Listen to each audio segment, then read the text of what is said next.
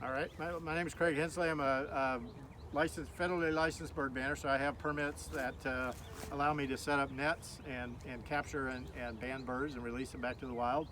I've been doing it for probably about 30 years now, and also have state permits that allow to do that, so you have to have both of those in order to even get the equipment, the mist nets and the bands and things like that. I've been doing it for a long time, from everywhere from Minnesota down here to Texas. There's probably, about 6,000, 6,500 or so people in the country that are bird banders. Not a lot of people that do this kind of work. And I also want to introduce the two folks that have worked with me for about 4 years, I think, on and off when they're not traveling bird banding in other parts of the country. I'll let them tell you about themselves. But so I'm Nancy Rudzinski. I'm currently a graduate student at LSU School of Renewable Natural Resources. And I'm originally from Toronto, Canada. I've been doing bird work and banding since 2014, and I'm usually down here in the San Antonio area to do gold cheek warbler work. I'm Michael Gamble. I'm from Charleston, South Carolina, and ever since 2015, since I graduated college, I've been moving around the country doing different avian research projects, mainly fall and spring migration banding, and also while I'm here in Texas, golden cheek warbler, geolocator work. Yeah, it's always nice to have them here. These two, between the two of them, we're around 40,000 birds banded in their short careers, and so they are true. When we say expert, they're really expert in doing this, and they've banded everything from belted kingfishers to hawks, raptors, shorebirds. So just a wide variety of birds that they've handled. So it's great to have their expertise and to be here as well. So. What I want to do now is just go ahead and come over here. I'll share with you some of the equipment that we use as a bird bander. First of all, there are the bands, and the bands come in a variety of different sizes. The smallest size that we use is called 0A, and when we look at a 0A band, it's really tiny. So there's an individual band on that wire. They're really only just a hair bigger than the wire that you have right there, all the way up to the largest one I have is a 4A. Much larger band, you can see. So obviously this would be for a much larger bird, basically a screech owl or something like that. So a 0A would go on a kinglet, some of the smallest songbirds that we have. So these are the bands that we use. We use pliers to apply the bands, and they come in with different sized holes, obviously, because of different sized birds. And basically most of the pliers will have up to 2, sometimes 3 holes in them, and then there's always a peg on top right here, and that peg, so what you would do is take and place the band on that peg, and then when you open the band, you can see that the peg opens, and that opens that band up nice and evenly. And then you take the open band, put it in the appropriate hole, put the bird's foot in it, and then gently close the band around the bird's foot. So you're never pinching the bird's foot. We're not injuring the bird in any way. And the nice thing about this is this is a permanent marker that after 10 or 15 minutes, the birds don't even notice. It doesn't appear to the rest of their life. But it gives that individual set of numbers to that bird. So essentially we're naming the bird using a number code. And that way, if I find that bird again, like some of the birds we've caught today were banded at least 2 years ago. It gives us a record of how long these birds are living. So that's the basic thing, is putting that band on the bird's foot. We also use some measurements. This is just a ruler to measure wing cords, sometimes tail feathers, and other measurements that we need to do. And I should show you, here's the range of bird band sizes, by the way. I should have showed you that a little while ago, but you can see pretty big feet all the way down to these itty bitty tiny feet that are on those birds right there. So that's our scale that we use. We record our data. We've got a pretty standard data sheet that we use. We record the band number, the date, the age, and the sex of the bird, if we can determine the sex. And then who does the bird banding. And so these are and then we weigh the bird, of course, and the location is real important. And then all of this gets sent into a federal database, and then also a separate state database, so that we have a record of when these birds were banded and by whom. And then again, if you ever find a bird with one of these metal bands on it, and can read the numbers, again, a 9-digit number on most of them, you can turn that information into report bird band on the internet, and you can find out who that bird is. You can find out who banded the bird, where it was banded, I've turned in a few of trumpeter swans in the past that had big color bands on their necks, neck collars, and I found out they were banded in North Dakota or Minnesota. So really, it's kind of fascinating to see that. And one of the things we've learned here just today, for example, it's been 2 years since I've banded here, and we found 3 cardinals that were already wearing bands. So that means they were banded at least 2 years ago. So they're still alive. So that's a good sign that we're getting some longevity out of that particular species of bird. So we have a scale over here that we use to weigh the birds. And these tubes, we slip the bird in the tube. It kind of calms them down. We can get a quick measurement and then let the bird go out of the tube. And then you get on with what they're doing. So, there is a bird bander's Bible. So this is a field guide. This is what most of us, if we're bird watching, this is what we're going to use. This happens to be a Sibley guide, but there are lots of different choices out there. But for bird banding, there's one choice, and that is the Identification Guide to North American Birds. This literally is the Bird Bander Bible. And in it, you'll notice it does not have any pretty pictures, but it has lots and lots of detailed information about every bird in North America. And that is the information that tells us how old a bird is, how to sex it, and all other characteristics. And it goes everything from different subspecies all the way through the book. It has all kinds of clues for molt limits, things that, when molt limits being if a bird molts some of its feathers in one feather track and not others, this book will tell you what to look for. So it's a valuable tool to be a successful bird bander. So not everybody owns one of these. All right. So now that you've seen all the equipment, or will see the equipment, how we actually capture the birds is we put out what are known as mist nets. And they're a very fine mesh net, and I'm standing on the back side of the net. Hopefully you can see it. Maybe with my hand you can see, but you can see how thin the strings are. The idea is to place it somewhere where it's almost invisible to see. But basically what's going to happen is the bird is going to be flying through the woods. Maybe it's coming in this direction. It's going to hit the net like this, and then the weight of the bird is going to drop it into here. And the feet, as it tries to get out, its feet are going to get a little bit tangled up, and then it's going to lay there in that kind of a nice soft basket, if you will, and then we come and extract the bird out, and we do it so that we're not injuring the bird at all. These 2 nets right here we have stretched. I don't know if you can see. These are each 12 meters long, so it covers a lot of territory, and it's a very effective tool for catching songbirds in this particular case here at Mitchell Lake. So the key, of course, is getting the hind hallux off first, and the rest of it slips off fairly easily. And then we have to get the wing out,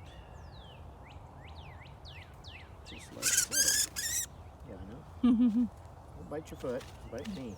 Beautiful male filming. All right, so we've got a male cardinal. What a beautiful bird. This is absolutely gorgeous. This is one of the more common songbirds you're going to have here at Mitchell Lake. And they're doing a lot of singing now, and they're starting to do their territorial fights. I will show you a female here in just a few minutes, but you can see this has got the bright red colors, the orange beak, the black around the face, but definitely a male. This is an adult male. All cardinals this time of the year are adults still. If we had a juvenile, a young cardinal, the bill would be black or kind of blackish and orange. So I'm going to grab a 1A steel, and again, this bird has a massive bill, as you can see right there, so we have to use a steel band for it, as opposed to an aluminum band. So we'll pull one off here, and the last 2 digits are 48. Yeah, so that counts. So all of those numbers plus 48. Yep, so we're good to go there. The band right here goes on this little peg, and then we open the pliers to open the band, and the steel bands are stout, so opening them, there we go, like that. And then we're going to take that and put it in that hole right there, get that squared away. And some people ask whether you put it on the right or the left foot. They've only got 2 feet, so you put it on the foot that's closest to you. So on my birds, they go on the right feet because I'm left-handed. So I like to hold the bird with my left hand. I'm going to tighten that band down just a little bit. You want those ends to come together so it can't scratch or pinch the bird. So that's good. And then we will do a wing chord measurement. Sometimes you can tell with certain birds that, you know, male and female cardinals are obviously very different, but with some birds you can tell the difference between the male and the female by the wing cord. So this is just a practice that we've kind of done for a long time. 95 is the wing cord. Pretty standard measurement for songbirds. And again, this bird is a AHY bird, which means it was born last year.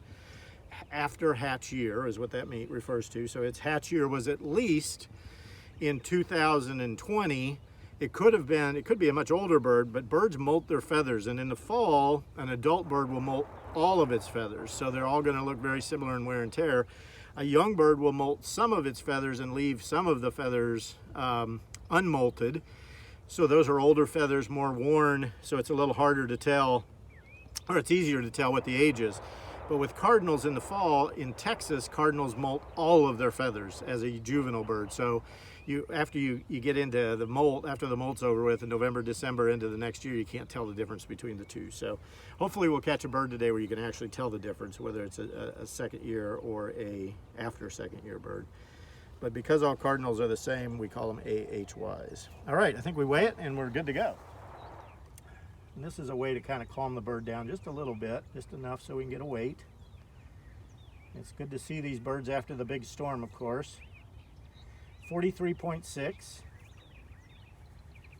We'll pull that bird right back out. And he is ready to go. All right. So let's come on. Can you tell us what you're doing to check the fat levels of this bird? So most birds hold fat in their furcular hollow, so you can see that by blowing the muscles away from the feathers away from the breast. And birds have skin like chicken skin when you buy chicken at the grocery store, so it's translucent and you can see through it.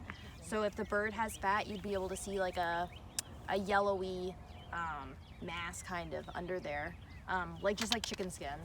And that kind of indicates like where he is in his migration, if he's migrating or if he's preparing to migrate. This bird has no fat, so it looks like he's happy to just stay here and Okay, hang out. thank you. Does this one take an aluminum band? Yes, aluminum. So the stainless steel is, they're used on cardinals, and like the shrike we had earlier, stuff that can bite the band, crush the band, or rip it off. So stainless steel, they can't get it off. It's too hard for them to get off. So let's see. So this is a second year.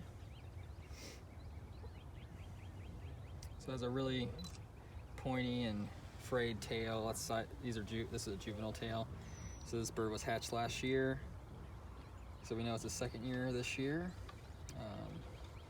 Also Lincoln sparrows, they get the after second years get really gray in the face, kind of like a swamp sparrow, not as gray as that, but they get more gray in the face as after second year. So, and you can see this bird has a lot of yellow kind of in the face, and a light gray, but yet like buffiness is kind of mixed in.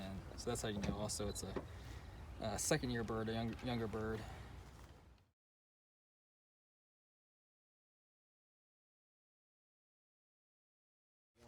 Go ahead and measure the foot to make sure.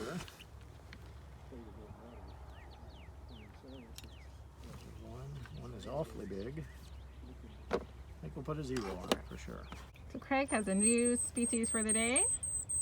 Oh, this is a good one. This is a black-crested titmouse.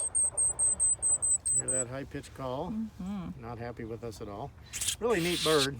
It's related to the Carolina chickadee. They're a secondary cavity nesting bird, which means right now it's out looking for an old woodpecker hole or a piece of rotted, a branch that fell off and rotted away that it can make a cavity in, or at least lay its eggs in the cavity.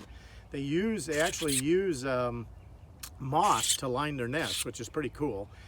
So you get down here in this part of Texas, you don't think of a lot of moss around here in this hot climate, but there's actually a lot of moss there, and every titmouse and chickadee nest I've ever found has it in there. So we're going to go ahead and you could of course identify them because that crest that they have, like a cardinal, but it's got black in the front. That's why it's called a black crested titmouse. If you lived in North Texas or East Texas, you'd find the tufted titmouse. they have only a tiny bit of black instead of this whole crest being black in the front. So let's go ahead and put a 1B band on this bird. Do that real quick to get it on its way. I'll actually blow on this and see if maybe there's any indication of sex on this one yet. So this band number, let me read the whole thing to you. 1491 08523. Does that make sense? Yes, sir. Very good. I like it. I like it when they come in sequence. Alright. What a beautiful one. What's always interesting, I find interesting about the titmouse, it looks like it has huge eyes, and the reason it looks like it has huge eyes is because it's got a ring of black feathers, particularly above the eye, that makes the eye actually look a lot bigger, almost like, I think of mascara, kind of. It's out there. And you can see that it's got a little bit thicker bill, so not only can it eat insects, it can also eat seeds of all different kinds, so they're a very adaptable bird. And again, another fairly common small songbird that we have out here at Mitchell Lake and all through this part of Texas. So watch for these around your bird feeders. And Yeah, so this species, this is a species of thrush. It's a hermit thrush. They winter here in Texas and then migrate up north to breed. And they take a size 1B band. So each bird gets different size band based on their leg size, and their legs, after they out of the nest, their legs stop growing, so the band size will always fit that species. because this is a bird that is already wearing a band right there. So this is a female cardinal. Notice how brown it is. It's still a beautiful bird in its own right. It's got this beautiful peachy color, reddish peach color underneath its wings. Got some color on the tail feathers. And it's a beautiful bird in its own right. Doesn't get enough credit, I guess. But because this is a renetted bird, what we're going to do is find a renet page. We'll have to create one, I think. So find an empty page up here, Delaney. That one works right there. And just write renet. And I have not banded here at the Nature Center because of the pandemic for 2 years now. So this bird has been around a while, and who knows how old it is. I'll have to look in my records to see what's happening with it. 2451 456 47. So based on that, this bird's been around a while, at least a couple of years. Measure its wing. And oh, by the way, the wing cord on a lot of female birds, they're a little bit smaller than the males, and that's why the wing cord can be a valuable measurement. For example, this one is 90. That male cardinal we just did was 95, so it gives you an idea of what we're talking about there. Greg, that's a standard data sheet that you use for all birds, or? Yeah, for most of my birds, this is the sheet I use. If I'm involved in another project, there might be a different data sheet that has lots more information or lots less. This is the information we feel we can take with these. So I'm kind of a believer if we can get the bird banded safely and then get it out. Are there, I assume, more cardinals? 4 cardinals and our Lincoln sparrow. Oh, nice. The Lincoln sparrow 40.0. So these rectal bristles are, the thought is that they help kind of direct food into their mouth. So it's kind of like, like this, I guess, when they open their bill. But those are actually not hairs, they're actually modified feathers. But a lot of birds have that, but this one has it really pronounced, which is a good indication of an insect-eating bird. So.